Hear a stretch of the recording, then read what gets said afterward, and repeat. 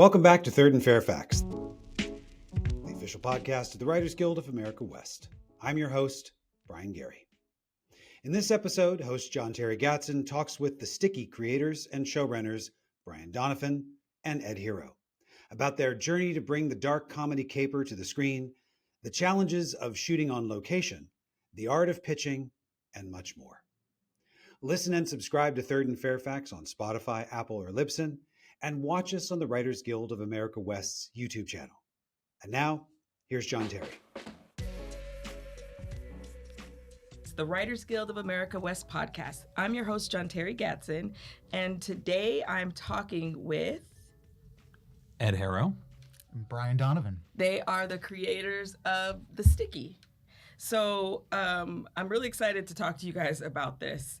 I'd heard about the story of the great American maple syrup. Great Canadian maple syrup. Sorry, yes, great Canadian. Sorry about that. Yes, great Canadian maple syrup heist from a Canadian friend. And I was like, Canadians are stereotyped as being very nice. Yeah. So I was like, of course, their biggest crime is stealing a bunch of maple syrup. It's almost too perfect to be true. Yes. So can you just talk first about how you became aware of this story? Sure, similar to your story, it sounds like.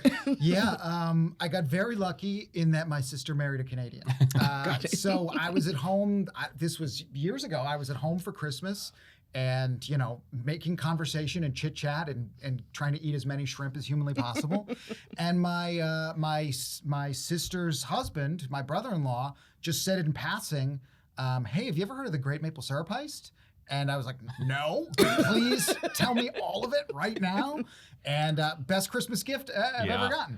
Oh, wow. Also me, I wasn't even there. Best gift. He told me the story and then also all the interesting things about Montreal and the various criminal elements that are there. And it just with everything he said, it just got better and better. I texted Ed and then we started doing research and dove in and it just felt like, we gotta do this. Yeah, we're always looking for, real stuff. Because IP is so popular these days, but also just any, we just swap back and forth any ideas. We have, I don't know how many Google Docs worth of old ideas. But when we heard this one, it just was like, well, that's obviously the one. Yeah. Yeah. We couldn't get it out of our heads. So it is so is it IP in the sense that it's just a story, it's a story that was out there, but was it based on any existing IP about it? No. Okay. In fact, we heard that somebody had already had gotten some IP, but we just purposely made it not the true story. Right, yes. And then just read every article we could find. Yeah. And then just fictionalized all of it. Yeah. Yeah. It's completely ridiculous historical fiction. That's a great way to put it. That's the genre that we have created. The real story is quite boring. I mean, there's a husband and wife, as I recall, who just kind of slowly and methodically stole some syrup until they got caught, with some help too, but that's not good TV. Right. That's just boring. Yeah. Until they discovered the crime, it was incredibly boring. Yeah. But it's visually, it's so fantastic because in Quebec, they really do have giant warehouses full of maple syrup. Wow, yeah. And it's in these beautiful white oil barrels. And one day, the one security guard who worked there was walking through, and he saw that there was some bubbling of paint off on one of the white barrels, as if what was inside was condensing. And he's like, that's odd because maple syrup doesn't condense. So he opened the barrel and saw it was filled with water. And then they opened more and more and more, and $20 million worth of maple syrup had been replaced with water. So it's like a good Dateline episode, the real true story. Yeah, it's a great Dateline. It's a great 4-minute story reel. Yeah. We've made it 3 hours and hopefully more seasons. Nice. We'll see. So what I thought was interesting is in watching the pilot was I think you started it's based on the, absolutely not based on the true story. Yes. But it was so funny. I was just I was deciding that some of it had to be more had to be true. I was like, oh, this character has to be true. Mm-hmm. I don't know why. Maybe my brain just, I don't know why. We just want it. Yeah. Or it was sounding or it was felt so authentic. Maybe that's what it is. The characters had really strong motivation. So can you talk about how did you decide, how did you build out the world? What was your process like? Because you two are writing partners. So if you could include in that, how you work together in order to build out this world. Yeah, we were writing for a sitcom called American Housewife on ABC, which was, always great to have a network gig. Can't argue with that. But at the time we were interested in let's broaden our horizons. Let's do some streaming stuff, some cable stuff. Let's do stuff, that's not just pure sitcom. And so we really just started with who would do such a crime. Nice. The crux of the real crime is there is a real federation who, is in charge of everything. Some people call it a cartel. And the people who don't like that are these maple syrup farmers who are trying to just live a little more freely, work and sell a little more freely. And so I think that's where we kind of started our, like, who would be the most underdog person to fight against that?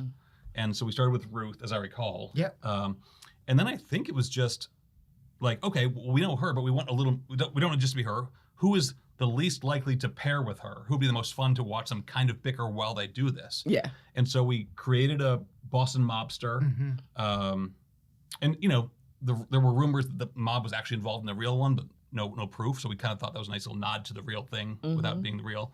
And then the humble security guard who just, they all want something different. Yeah. Ruth just wants her life back. Mike the gangster wants to get level up in his organization. And Remy just wants some respect, just to be seen. Dignity, But they by all pursuing one common goal, they all get their own separate win. Yeah. And so we just kind of kept balancing that and teetering that, as I recall. Yeah. It was calibrating, everyone's needs and insecurities and passions and trying to get it to all line up the right way. And it was when we wrote that script, it's probably the script that we've written that we've changed the least. Wow. I mean, there's scenes that are that air in the pilot that are first drafts, right? Probably. I mean, first drafts of like we still went over them and stuff. Oh, of course, but not like they didn't go through the machine and get completely changed. Right. Like usually, we're not amazing. Usually it changes. Usually it changes 700 times. Yeah. I mean, we probably rewrote 2 through 6.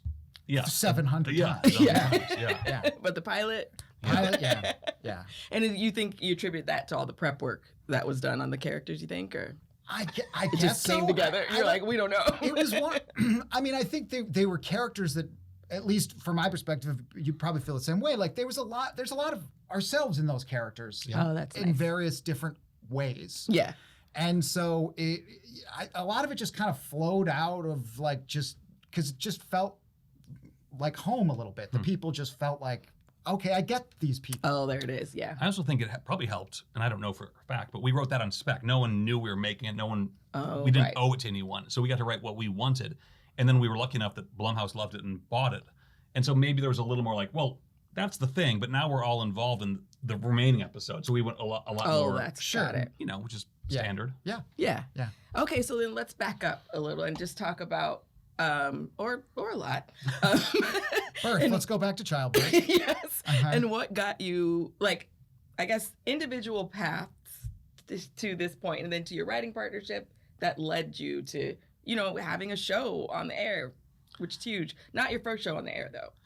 Not our first. It is our first original series. Oh, okay, gotcha. That we created. We were on American Housewife. Yeah. We shot a pilot for ABC. Yeah. We did something for Comedy Central, and then our first show was an ABC Neighbors. sitcom. Yeah. The Neighbors, Dan Fogelman. Yeah. Oh wait, was that the Neighbors with the alien? Yes, the aliens. I loved that show. Well, thank you. I wish more people had. We would have not had to. Debbie Weaver. Oh my No, I'm God! not lying. Wow! And in Do you have the accents, collection or something? I loved that show. It was a really good show. It was a good show. It was really fun. And that was our first, I still, Dan's assistant at the time, Tanner, now a full-fledged successful writer. But whenever I see him, I still buy him drinks because he was the assistant who was going through the scripts and said, well, how about these guys? To Dan, and he hired us. Yep. Oh, I shouted that's the awesome. Oh, yeah. God bless Tanner Bean. Yeah. So we met in college. Wow. Yeah, a long time. Not that long ago. Yeah, 5 years ago we met in college. And we both were doing improv comedy. Nice. And then we moved up to New York after graduation to do improv there. Yeah. And acting for you. And I eventually started some stand-up and stuff. Wait, were you at UCB? When you said, same. I went to UCB, New York. Yeah. So you know how lucrative it is. Well, that was the problem. We all figured we are old enough to it was new at the time. Obviously IO still exists in Chicago, but they'd come to New York and we're like, okay, well, this is the next big thing. And if you're good at it, you can get rich or at least paid. Yeah. None of that is true. true. Or on SNL. Yeah. Well, that happened for them. Can you get compensated for train fare? No, not really. Turns out you don't get anything. Occasionally you get water. So we did that for a long time. And then we just, we were successful. We had a group called Yeah. Little Man. Yeah. Nice. With Mike Birbiglia, comedian, nice. who went to college with us. Nick Kroll went to college with us. Yeah. John Mulaney. I knew Yeah. that was coming. Yeah. Our college improv It was group all was ridiculous. silly. Oh, it was that same college. Oh, Yeah, we all moved Yeah. up. Great group. Yeah. At a school, we went to Georgetown, which is known for like finance and politics. Mm-hmm. And for some reason, like 6 weirdos. 6 idiots. Yeah. Happened to be there at the right time. So we moved to New York. Yeah. We realized it wasn't gonna make a lot of money. I started doing stand up. You started doing real acting. I got married, moved to Chicago, and then got divorced. And Brian was already head writer of a radio show. Yeah. Oh. I was working on a show for NPR at the time, which was my first job writing. I'd always Oh, wow. been like an actor and a performer. And then my first writing job I ever got was Jessie Klein was hosting this NPR comedy show. And she was Wow. like, do you want to try writing for it? And I was like, I don't know how to do that. She was like, I'll give it a shot. And then that took, they that pilot ended up going with a different host who's also great. And luckily the head writer left. So they were like, do you want to do it? I was like, sure. And in my first call, I was like, can I hire somebody? And they were like, yeah, but we're not going to pay him very much. I was like, that's fine. So Used to it. I wasn't getting paid very much either. But I was like, Ed, you got to come and help. And he did fairly soon. Yeah. And we worked there together for a couple of years. But we weren't writing partners there. Nope. We were about this close to each other in cubicles. Yeah. But it was kind of like the Daily Show for NPR. So like we do comedy, but also news for the day. So at like 4 o'clock or whatever, when the host went to film down the street, there was nothing else for us to do. Like we had to wait till the next news. Yeah. So I forget who, but one of us said, maybe we should write something else together while we're waiting around. yes. So we started writing scripts, and then a friend of a friend, blah, blah. And we moved to LA, and Yeah. here we are. Yeah. And he got that first job on The Neighbors after we were here for, 6 months, a year or Yeah, something. we got super lucky. And that show was so great. It was a fun show, but it was also like Dan Fogelman, got to learn a ton from him, but that staff was loaded with people, Kirker Butler, Kristen Newman, Isaac Scott and Elizabeth, King. who Wow. do This Is Everything. Us and a billion other things. Scott King. One of the funniest men I've ever known. Yeah, I mean, it was like loaded with people who still friends with and learned so much from, and it's like you couldn't ask for a better first job. And do you remember when we were at a bar with Kirker, when you were Yeah. waiting to hear if it was getting renewed or canceled after season 2, and he said, no matter what, this will be the best room you'll ever work in. Oh, wow. And then we got the call, we were canceled. Oh, no. Like, but he was right. I mean, He was right. listen, every room is fine, but like Yeah. that one was actually like nurturing and It was wonderful. Yeah, it wasn't Yeah. super successful. We made 2 seasons, but Yeah. it was just a lot of fun and a lot of great learning. Yeah. Oh, that's So thank you, exciting. Dan. Yeah, Yeah. it sounds like you guys end up and are a part of, not like you just land in with good people, but the good group of it all, like Yeah. with your Oh, no, improv we're group. terrible. Yeah. We're terrible humans. You end up being a part of some really great groups. Yeah, we've gotten lucky throughout. I mean, it doesn't feel like we've been lucky day to day. No. It's like there are bursts of luck that are miraculous, and then there's long stretches of desert and pain.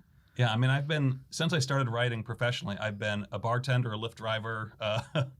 I tell everyone who wants to become a writer, just don't be a writer. It's so hard. Yeah, run in the other direction. Yeah. If someone could tell you that and you could actually do it, then, you Yeah. know, Yeah. because if you said that to me, I'd be like, but I must. Yeah. Yeah. If I had any other Yeah. skills. Yeah. Exactly. Even if you must, there's better options. Uber is a really easy career. I couldn't make a dime on Lyft. Really? I was terrible at Were you a it. bad driver? No, I just couldn't do it at the right times. Like I couldn't Oh. Right. ride the waves. Yeah, or it's a something. whole system. Yeah. Yeah. Gave up on that. Yeah. So let's talk about, because I'm really interested, and I'm sure other writers are interested, but I get to ask the questions about just the process of getting your show on the air. Like, what was that pitching process like? When I'm reading there's all of these producers, right? Like, There are a lot of producers. yeah, there's a lot of producers. Like, so talk For a about half that. hour. It was, Yeah. there were a couple, the shows had like multiple waves of existence. Oh, Yes. got it. So we first wrote this pilot 6 years ago when we just graduated college, and so our agent at the time sent it to Blumhouse, and Blumhouse was really psyched about it, and so they bought it, and so then we thought we were going to take it out immediately, which we more or less did. We attached Jonathan Levine, great director, and we attached Jamie Lee Curtis to play the lead, and we went out, and it sold to a streamer. I I don't know if we say HBO Max. HBO Max. So it's sold to them, and it was exciting, and we had to write a backup episode, and that was exciting, and it's still kind of like, well, maybe we don't do the backup episode, maybe we could just do the show. Right. But so we did that, and then COVID happened. Oh, wow. So like kind of a year into COVID, they were like, we're gonna do less shows. Oh no. so we But they were nice enough to give it back to us. Thank you. Oh, HBO that's Max. great. Yes. That's great. They could have held on to it, at least for a while. I don't know. Yeah. So they gave it back to us, and then I think they looked around for another buyer, and all the buyers were like, "It's the middle of a pandemic. We're not buying more shows. You out of your mind?" And so then, honestly, it was dead for. Yeah, we thought it was dead for at least a year. Yeah. Like gone. Just one of the things that happens in this business. Yeah, and then like one day I'm working out and get a phone call from our producers that are like, "Oh, Amazon wants to do it like immediately." Oh, wow. Which actually meant they want to do it in like 3 years, but But still. for Amazon, that's very fast. Yeah. So then we had to we sort of pitched it again to Amazon, and there was just a ton of steps. You do the Bible, that was a whole thing. Oh, wow. And then Knights of the Round Table, you have to get to they actually have different subcommittees. Maybe that's too much sausage making, but Amazon is just layered. Give us the sausage. I've never heard this. Amazon is layered with approvals, and it's not just like scripted comedy or anything. It's like, from what we could tell, it was like the higher ups of Amazon look at everything, and there's like the tech people look at everything. And the algorithm, wow. it's just like so many people. So every time we thought we had cleared the hurdle, okay, now only 16 hurdles left. Okay. And they have one of the hurdles is literally called the Knights of the Round Table. Yeah. Oh, really? It's a round table of executives who sit around and do thumbs up, thumbs down. I think. So we are. Oh, you're not in the room for the No, TV. we're not in the room heard for any of these. But they kept saying KOTR or something. Yeah. Knights of the Round Table. Wow. Yeah. It's intense. Yeah. But anyway, that was. Yeah, I don't. What else am I leaving out? Then we did the casting is its whole. So Jamie became too busy because she won an Oscar and an Emmy, and And the pandemic pushed all her stuff back just like everyone else. And Jonathan Levine also became too busy, and so we went back and started casting it again. And everybody, Margot was always like just a perfect fit for Ruth. So Margot Martindale is Ruth, and that was incredible. That was lucky too because. It's always hard to send your script to an actor and hope they read it. I was wondering about the attachments, yeah. But Jamie just called her up cold and said, "Hey, Margot, it's Jamie." Yeah. Sorry, Jamie Lee Curtis. I don't know what you have to say when you're Jamie. And said, this is a great show. I'm fully behind it. We want you to do the lead if you'll have a look. And she did, and she read it. And I mean, from Margot's point of view, she says she wasn't that gung-ho about it until she read it and said, "Okay, I'm in." So that was, again, lucky. Yeah. Very lucky. And then we had to find the other parts, the other leads. I guess then it got greenlit off of having Margot, I think. I don't remember. So that sort of got us the green light to start looking at other casting. And casting is, I just think it's like the most fun part really of the process. Why is that? Because your show changes. It changes each time. And then when you see, I remember the first time we saw Margot reading the words, it's like, okay, that's how it sounds. That's what it is. Also, my God, it's cool to watch Margot Martindale read your stuff out loud and perform it. I mean, it's crazy. But then it becomes who else fits? It's all the puzzle pieces. And how do you get people to read it? And how do you get the right person? And what about their schedule? And blah, blah, blah. And sometimes somebody will read it by themselves and it's great, and then you put them with the other people and it doesn't work, and it's like there's so many peaks and valleys of finding the right person, and maybe they're not the right person, and incredible luck. Christy Amatopoulos, unbelievable, sent us a tape. I think without us asking, I think he was so passionate that was like, I think he told his agent no, I want to record this and send it. Wow. And that made a huge impression. Honestly. Yeah. And so huge, in fact, because we had originally written that character as much older and much more closer to the end of his career. Oh. And so we were looking at people 20 years his senior. Yeah. And his audition was so good, and then his chemistry with Margot was just mind-blowing. It was so great. We're like, okay, we'll rewrite that a little bit, make him 40s. Yeah. And then same with Guillaume for Remy. We're looking at all these, really authentically Quebec actors, French Canadian actors, and we'd written Remy. Those are the two things that changed in the pilot. Yep. Remy was originally 5'2" and was supposed to be looked down on both, mentally, but also not mentally, but like philosophically, but also I'm like, short, but but physically, I'm not dumb. right? But then he walked in, and he's like 6'3", Yep. but he was wow. just so perfectly around me. We're like, okay, change that height, and then we have our characters. Yeah. But we also got lucky.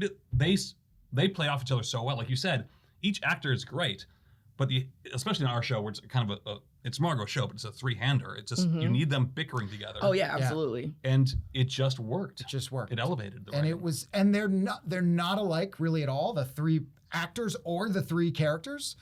There's plenty of reasons why it shouldn't work, but the chemistry is magic, and it's off camera too. I mean, it's so fun to hang out with them. Like they all have. It's just it couldn't have worked out better. That element of it is like you couldn't have asked for anything more. But for writers, like there were so many cooks in the kitchen by then casting. There always will be. I mean, we had a lot of EPs, but in every process there are a lot. And I guess if you're a writer listening, I don't have any real advice. I mean, try and get lucky, but some people are going to feel certain that it's candidate A. Yeah. You might feel certain it's candidate B. Neither of you can be certain. You really don't know. Nope. But at least in my experience, I feel like people just say it forcefully, and they're like, "I'm certain this person." Like, but that's, and I try and acquiesce. I feel like, okay, well, I'm going to be a team player and stuff. And I'm not saying don't be a team player, but they don't know. They don't know that candidate A is going to be perfect for the role. Yeah. And That's good. I mean, we all did kind of know that Margot was going to be great, but Yes. because she's Margot. Right. But you know, in the other, even the small parts, like everyone wants to have their hand in it, and we just kept.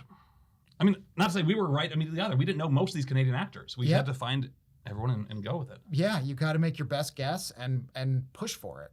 Nice. It's all a matter of opinion. I think that's important to remember. Like, That's a good way to put it. all the notes that you get, all the suggestions that you get, everything that you get, for the most part, is a matter of opinion. Like sometimes we don't have any money to do any of that stuff. That's not a matter of opinion. But there are plenty of things where it's like, it's just their take on it versus your take on it. And I think it's really good to listen and hear, but like, when you know it better than anyone. Right. We wrote the thing we had the thing for 6 years. Like I think we know it better than anyone. Hope so. So, take people's opinions, but don't take them as like, it's not fact. It's just their opinion. That's a really good reminder. There's a good friend of ours who was helped us in our pilot, David Hemmingson. Yeah. He told us early on in our career, pretty early on in our career, Yeah. blue chips and potato chips. You hold on to the things that are blue chips for you. You give them the potato chips. If Oh, nice. Yeah. an executive might say, "Well, I really would like that dog to be named Sparky because I have a dog named Sparky." Fine, as long as it's not crucial to the plot. Right. You get that, and then Yeah. they feel included. Oh, that's nice. Yeah. And then we hold on to the fact that Ruth is a Canadian maple syrup farmer, not from Louisiana or something. Yeah. Yeah. You got to identify what the blue chips are. Oh, I love that. Yeah. Can you talk about your specific pitching process? Like when it was originally picked up by HBO Max, like what was it like? How did you actually pitch it to sell it? I mean, We all got in a car and drove around town, and we had the pilot script, which sort of this made is not a joke? No. You really got? Oh, sorry. Go ahead. Which part? What you were talking about, driving around town in a car for the pitch? Oh no, we just go to. Oh, you meant pitches. like metaphor? Like I got you. I thought you had in the car. Now they're prisoners.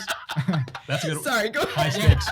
Right. Yeah, no, we very wrote the literal. pilot, which kind of changed the it's a different pitching process when you have a script. something. Got it. So all the networks and streamers had the script.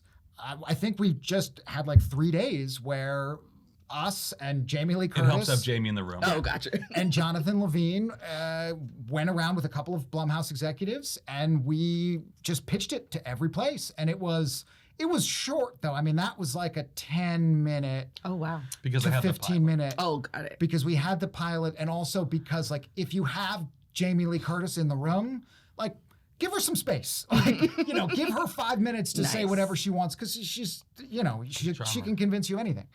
But I will mention something. We sent the pilot to everyone, and you assume they read it. They say, "We love the pilot. Come on in." You can never assume anyone has read anything, and it is kind of a delicate dance It's to really hard. to play. Sometimes you know that they haven't read it. Sometimes you know they have read it. A lot of times it's a little unclear, Right. and so you have to adjust, not necessarily the pitch, but like the talk, to not make them feel like dumb or whatever, and still keep the conversation flowing. Like, obviously in the pilot, this thing happened. So like, okay, they know that. Right. So we want to do this and this. Yeah. But the pitch itself, and every pitch we do, is just a lot of back and forth, and we try and keep it funny and casual while still pushing forward. We get a lot of compliments on we're great pitchers. I think we're solid. Yeah, we're good. But maybe the bar is just very low, and this is not an insult to other writers, but like, work on your pitch. Like, that's half the game, honestly. You have to write great first, but then pitch well. It's an art, I guess. Yeah, and treat it. It's a performance. Like, treat it like a performance, and memorize it to as much as you feel comfortable. But like, you want to entertain the person for however long you have them. So, I mean, I think at least in comedy. Yeah. So we told a lot of jokes, and it was fortunate that we had this great real heist that you can kind of build the thing around. And we had this one line that I remember repeating over and over, which was, the heist is a lot like if Ed and I had to steal 100 cows. Oh. We could maybe do it, but a lot of cows would die in the process, and there'd be a mess, and and we just kind of leaned on the humor of like idiots pulling something off. And it was a wild, I don't know, 3 or 4 days. We were driving around town. Wow. Yeah. And just getting to watch, Jamie and Jonathan, it was a blast. I'm glad it worked out. Back when the TV industry was bad, but not in the gutter. Right. Yeah. No, that's really great advice. Like, I'm just wanting to reassure you that was amazing what you just said, especially about like thinking about leaving space for the star in the room, because I think as writers, we feel so pressured to like own the story and be that. And so I actually think that takes a lot of pressure off of Yeah. If you're lucky enough to have a star in the room with you, let them do their thing. Let them say as much as they're willing to say. Right. So let's talk about, since The Neighbors was such a good room for you. So you co-showran this show? Sticky, yes. Yeah. Right. That's Sticky, right.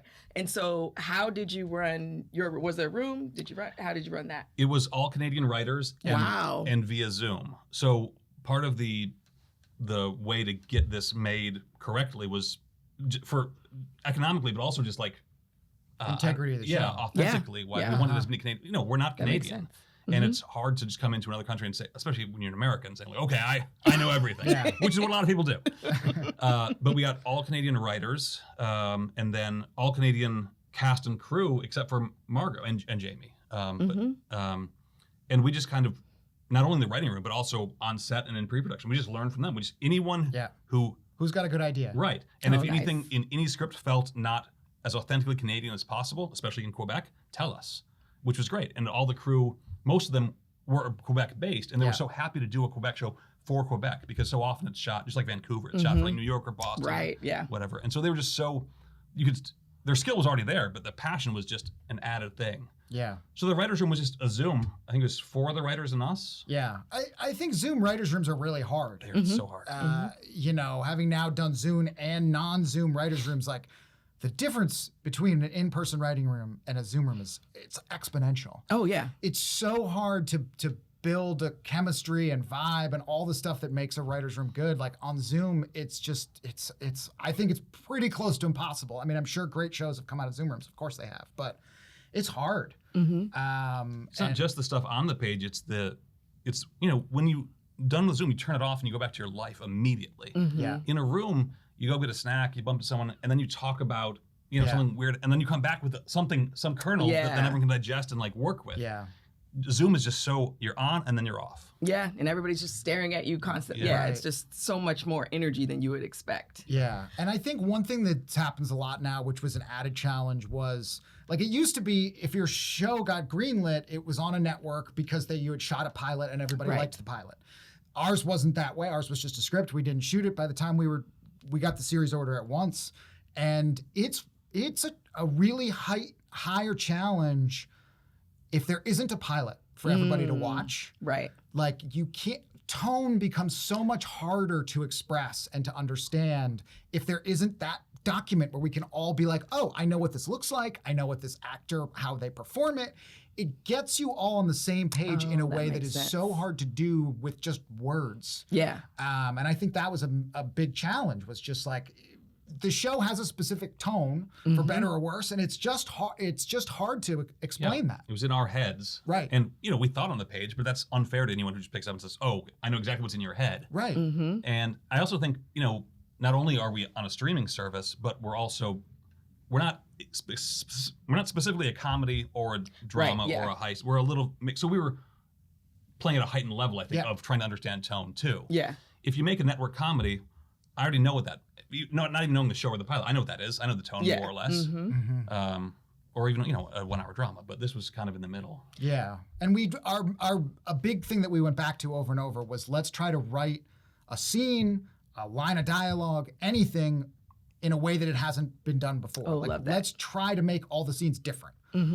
Which isn't to say that which isn't to say it's incredible or anything. It's just we just really wanted it to be unlike other stuff. Yeah. Because there's so much to watch. You got to get people somehow. So, which reminds me of we had one scene in the first or second episode, I think, which was at at one of their houses or something. And our director, Michael Dowse from Canada, was like, "You guys have a whole 6 episodes and not one strip club. Quebec is littered with strip clubs." Oh, wow. Great, See, that's why you got to have that. I would not have known. Exactly. And so we just put them talking about their plan in the strip club. Oh, that's number 3, maybe. I forget what episode. But we just put it in the strip club. And it does add something. It does. It just puts them in a weird absolutely. location. And they have to now whisper and talk loud. It just gave it not only a more authentic feel, but more creative feel for us as writers and I hope the actors. And it always helps, I think, to have a location that changes your characters. Like people behave differently in a strip club than they do in other places. That's a good point. And so that little addition, there's a couple of scenes where they're there and you can see them all kind of trying to assimilate with the atmosphere they're in, and it just makes it more fun. Yeah. And so because you said you came from an acting background, how does that play in, when you, as an actor, not that you wouldn't be able to also do this, but that I this can't just, do it. So as an actor, when you're writing a scene in a strip club, does that help you think about how an actor might act in that time? I think about that a lot. I don't know whether that's good or not, but I do. Whenever I'm writing whatever, I think a lot about if I was an actor, what would I want this to read like? Oh, that's if nice. I was doing it, because that's kind of the only thing I know how to do is if I was an actor, I would like it to be like this. Oh, you entered as actor first, right? Pretty much, yeah. Just that's trying to be if I was playing Ruth, how would I want her to what's the most fun thing I could say right now? Nice. And what information do I need to build a performance? What backstory do we need to have? I think our characters are really great because they're so there's a lot of stuff there. And that helps.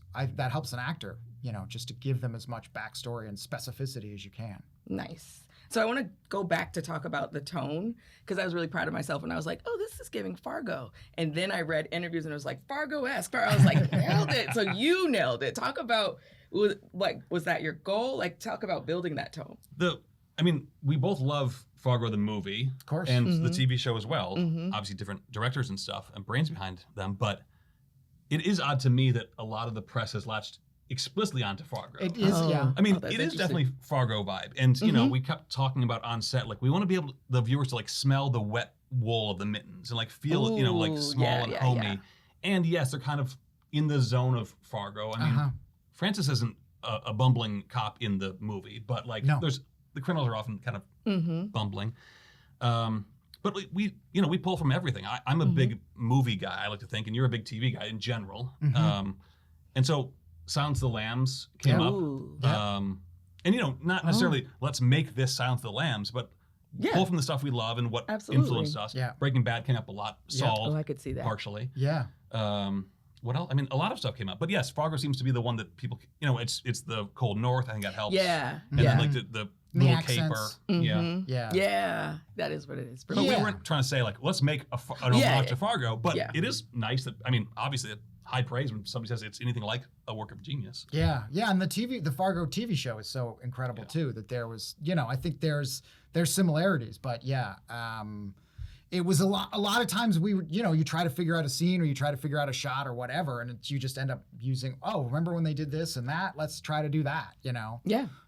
which maybe is thievery or I don't We know. all I stand know. on I the think shoulders. that's art, though. I Yeah. think that's Yeah. art, and I don't think people really. I think it's okay to say that out loud, right? Sure. Like we're not reinventing the wheel. No. Like but it's still like it's just giving you a structure to put your own creative thing over. Yeah. A little tip from me. It's a good tip. Very weird.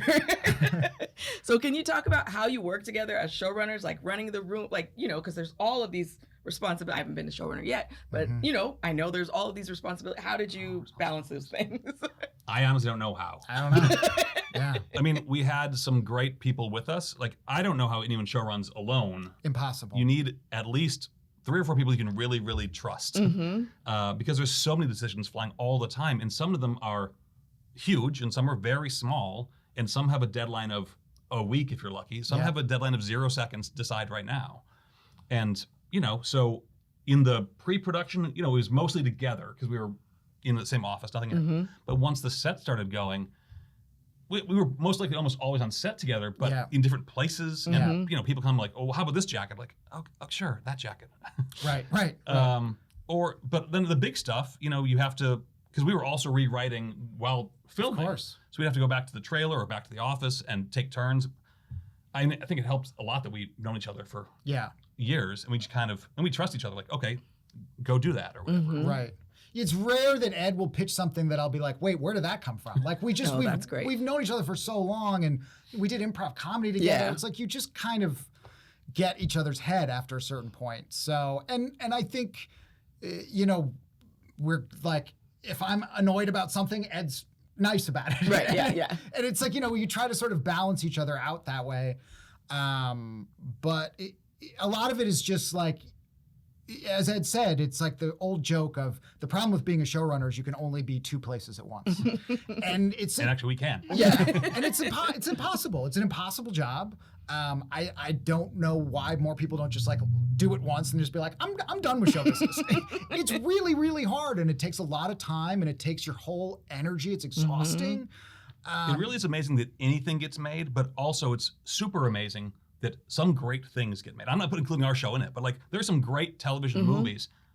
I really don't. I mean, it's fantastic that it happens because there's a million things that could go wrong. That could either kill the project or ruin it. Just put something on screen that's not correct. It's amazing. Yeah, and like this show, I don't know. Up in Canada, we had probably 100 people, 150 people contributing in some way to the show, and they're all crucial. And if anything goes wrong with any of it, it can all fall apart. Like the people, the transportation department who's driving us to set every day, crucial. Yeah. And like those people are fun to talk to. Like all of these things are so important. And it's amazing that anything turns out any good because you're getting 150 people to not only pull in the same direction, but also have the same vision and the same passion. It's crazy that it ever works. One thing we did talk about in our debrief, like, when we finally got back home and we're just like, well, what went right, what went wrong, how can we improve for hopefully more seasons of this show, but was something about like, because there are so many thousand little decisions, and we would initially stress over almost all of them. Should that be a green shirt or a red shirt or whatever? In the end, a lot of those things don't matter as like, if I were to give advice to a new showrunner, and it's hard because you have to calibrate that as you go, but like try and let some of the small stuff just be the thing, you know? Is that nice. a fair way to say it? Yeah, I remember when we were picking the locations early on, because our show was entirely on location. Yeah, which is awesome, but also there's a lot of 4 a.m. transportation. Oh, wow. Yeah, and it's hard to find places that fit this thing that was in your head. Right. And then there's all these union rules. It's like, it's crazy. But I remember when we were picking the locations at first, some of those places we saw twice, like it was with extreme obsession, like this has to be just right and good, and they were just right. But I remember like halfway through we needed a fast food restaurant. Oh yeah. And like we wanted it to be Tim Hortons. Because that's huge up there. Essentially, yeah. But they were like, no, we're not doing it. Well, some people seem to say, that's another thing in showbiz. We're getting 2 answers not from our people, from Tim's. Yeah. So some people were saying yes, and some people were saying no. Yeah. And we're just like, okay, what do we do? Right. Because cameras are rolling like 2 days. Yeah, and then ultimately, like they found this this funny fast food restaurant in Canada called Dick Ann's. Oh, wow. Which specializes in like smashed a burger, but it's not a smash burger. No, it's not smashed. It's just like a flattened. It's not. Well, listen. I don't want to speak poorly of these people. They're lovely family people. We might go back. But I remember when I don't think either of us saw that location in person because we couldn't. We didn't have time. I don't remember. And I remember our production designer, Zoe, was incredible, and she saw it, and we were just like, do you think it'll work? And she said yes. And we're like, okay. Not only was it we didn't just need an establishing shot. There was actually a lot of viewpoints and mechanisms that had to be correct because of the timing of this scene, which is just a lot of. I mean, when you're writing, it seems so easy. And then okay, now go find a restaurant that has a booth this way and a car there that you can turn and you see out the window and see this thing, a parking lot there. It's a lot. It's always a lot. And especially you weren't building these. No, nothing was being built for us. You had to find that. Yeah. They had to randomly exist, and they had to randomly exist within 45 minutes of Montreal. Wow. And they had to allow us to come. And they had to allow us to be there. Yeah. Turns out there was only one warehouse in our grid, our circle, that it could exist. Everything else was, I mean, literally full and wouldn't let us do anything. And so we had to make sure that worked. And if there were any problems on site, we had to make sure they were happy. Because if they took that warehouse away from us mid-season, I don't know what we do. It would hurt the show. I think it would be a problem if there's nothing to rob. Ruth would have to explain why we're not robbing syrup from the warehouse anymore. And then we just watch them play cards for a couple episodes. Wait, so what I really liked hearing you say was just your recognition that everyone is a crucial part of the process. Yep. I mean, I think that's what's so important. How you were able to trust, the sound person who saw the location, right? Because you realize everybody's trying to bring their A game. And that comes, during the process, they're new people to you, you build up trust. Luckily we had a month or so pre-production up there. But if you get good people, please, you have to rely on them. You have to and you should. Yeah. There was some piece of advice though that some gave us. I forget who it was. Right before we went up. It was Craig Mason. Oh, he was nice enough to talk. I'm sure I called the guild and figured it out or something. He was nice enough to tell us some good advice, which hopefully Craig doesn't hear this and I get it wrong. It was hire slowly and fire quickly. Ooh. Now we didn't have to fire anyone, I don't think, but I think it goes to a larger piece of advice. It's important who you have on your team, but if they're not helping the team, you can't have them on. Not because they're a bad person necessarily. Right. If they don't get the tone or whatever, they're going to be making decisions too because you have to trust them. And you can't have someone who's not all going the same direction. Yeah. Yeah, it was really nice of him.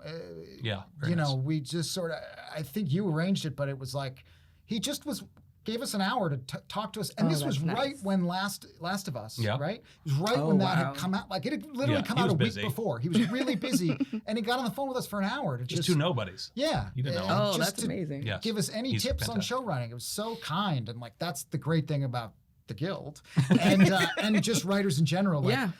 Use your friends, talk to people, have as many conversations as you can get because you pick up helpful things everywhere. No, that's really useful. What I'm wondering about, so you originally got the story from your brother-in-law. How Fruit Basket, what does he get out of it? That's a great question. It's a great question.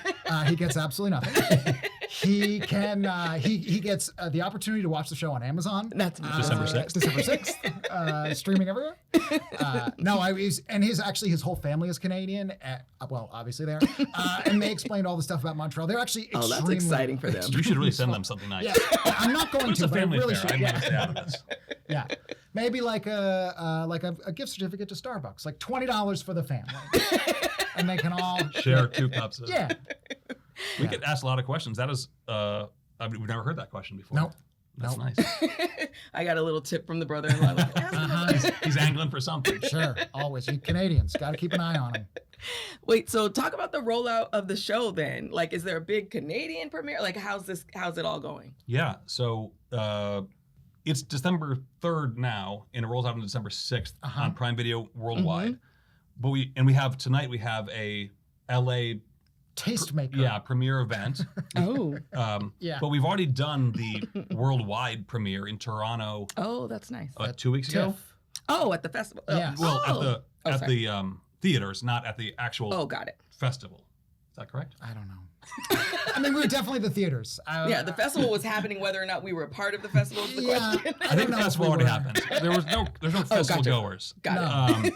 But so it's great because we get 2. I mean, but it is also a little weird. Like, you know, our friends were asking, like, so when's the premiere? Well, premiere kind of happened, Right. but it's also coming up. And then it's also just launches on. There's like 3 things, Toronto, here, and then the launch date. It's really fun and really nerve-wracking and terrifying sort of simultaneously, at least for me. Like it's an intense experience. I found it very intense to sit in a movie theater with 100 people and watch the show at the same time.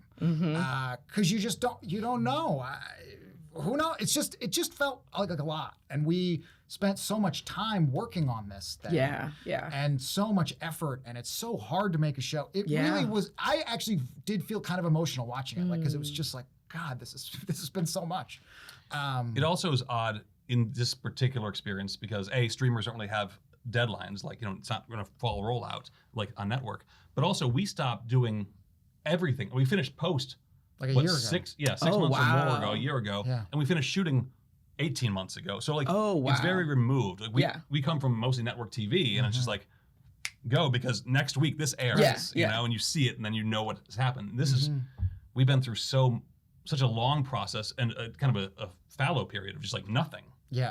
So actually watching the theater was kind of like, oh yeah, I mean, we've seen it 300 times, Right. but seeing it again fresh was nice. It was nice. Yeah, it was interesting. It was probably the longest I'd gone without watching the show. It was probably like 6 months or something. Nice. And to watch it again kind of fresh, was like, oh, cool. All right. Oh, it's still good. Yeah, it holds up. Okay. Okay. And feeling the vibe of other people, like their reactions. What's that like?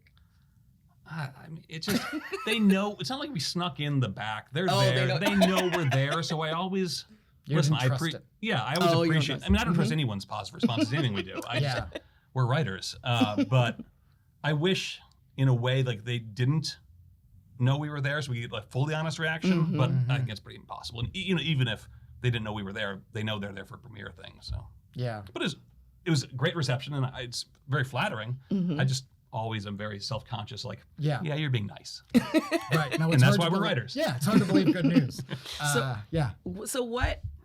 how are you going to judge your success or not? How, you know what I mean? Like, already successful to a degree, getting the show made and on the air. Yeah. But as far as like the reception and the, like, you know, I think you know what I'm asking. Of course. I don't know the answer. I don't have an answer. I mean, I try and not, I mean, I don't think much of our things have been on deadline, and reading deadline comments is the worst thing for your life. So don't don't do that about other people's projects, and don't read it about your own projects, certainly. Right. But, you know, the reviews are currently pretty positive, and that makes me feel kind of good, but I'm also just waiting for the shoe to drop, and like, there's gonna be some bad ones, and, you know, that's just the way it is. I think the only real metric of success that I can quantify or care about is getting another season. Yeah. Which has nothing to do with the quality of the show, just the viewership. But I'll take it. Yeah, like I feel like we made a good show, and that feels really good. Nice. You know, that feels really good, and it's season 2 is the big thing. Okay. You know? Yeah. But it feels like an accomplishment to have made something that I'm proud of, and I think Ed's proud of too. And it you don't get to do that very often. Like, absolutely, you know, we all writers, you work on a ton of shows, hopefully, if you're lucky, and you're happy to have every job that you have, but every one of it's not always your favorite show. That's not how it works. Yeah. You know, a lot of times you're fulfilling someone else's vision as hard as and doing it with as much effort as you can, and getting to do one that really feels like what we wanted, feels like it's who knows if we'll ever get to do it again. It's such a gift and so fun. I hope we do. So do you have any plans for when it actually, is it one of those situations where it drops on Amazon at like midnight, or, you know what I mean? When any plans for like when it actually drops? We just learned last night that because of it's worldwide, of course. So I think they're using the London time zone. Oh, okay. So maybe it officially is at 12 p.m. or 12 midnight in London, but that also means it's kind of like late Thursday here, maybe, or something. You know, it doesn't really matter to us. Right. But plan-wise, I'm not doing any. I'm gonna have a board game night like I do every 3 weeks. Oh, that's nice. Yeah, I'll probably be in bed. It's like we've seen it so many times. Yeah. Are you gonna watch it again? I don't think so. Yeah. Oh, okay. No, I mean, that's maybe good to know. later, Yeah, but not. yeah, not- yeah. I mean, I will definitely put it on my computer and course. have it run. Of course. Constantly. Yeah, of course. Well, thank you both for this discussion. Like I got so much out of it. Hopefully, there's a lot in it for writers, and it's like congratulations. Thank you. Like this is huge. I'm excited for the world to see what I've gotten already to see some of. Is there anything I didn't ask that you want to mention? I don't think so. I'll mention this. I really do enjoy helping other writers. Please don't bombard me with stuff. But like, I read a script for somebody I just met on the plane here. I really do like helping people, and I would encourage other writers to try and do that too. Try and help people. And if you can find my contact information, I'm often happy to help too. Oh, that's great. Yeah, me too. Ed gives great notes. If you can get Ed to read your scripts, do it. Ed'll give you the straight skinny. Well, no, I asked them. Do they want the nice notes or the? Oh, that's the fair. truly Yeah. And often people will say the hard notes, but I feel They don't want those. They don't really want them. And listen, I'm not no genius. I don't know. No. It's just my opinion on your stuff. I don't know. Yeah. Well, thank you, Ed and Brian. This is great, and congratulations again. Thank you you. very much. Thanks for listening to this episode of Third and Fairfax. You can listen and subscribe to Third and Fairfax on Spotify, Apple, and Libsyn, and watch us on the Writers Guild of America West's YouTube channel. If you like this episode or have a comment, email us at podcast@wga.org. Also check out writtenby.com, the Guild's online publication, for more on writer craft, career, and union life. And see you next time.